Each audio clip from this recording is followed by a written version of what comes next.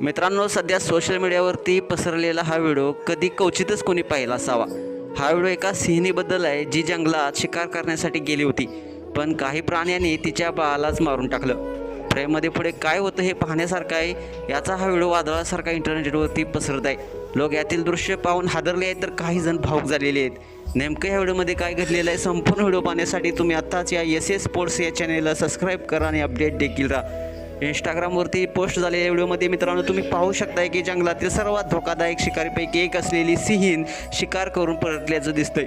मात्र काही क्षण पुढे जाताच तिला आपले बाळ जमिनीवर पडल्याचं दिसतं। दुरूनच हे दृश्य पाहता सिंहीण हवेच्या वेगाने त्याच्या दिशेने पळू लागते।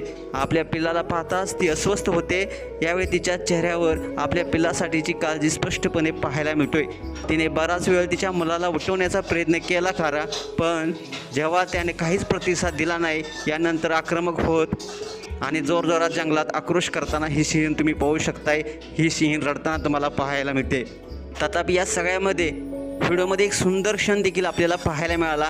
खरं तर जेव्हा सिंहीण तिच्या बाळाच्या जाण्याबद्दल शोक व्यक्त करत होती, तेव्हा जिराफची एक जोडी थोड्या अंतरावर उभी राहून सर्व काही पाहत होती।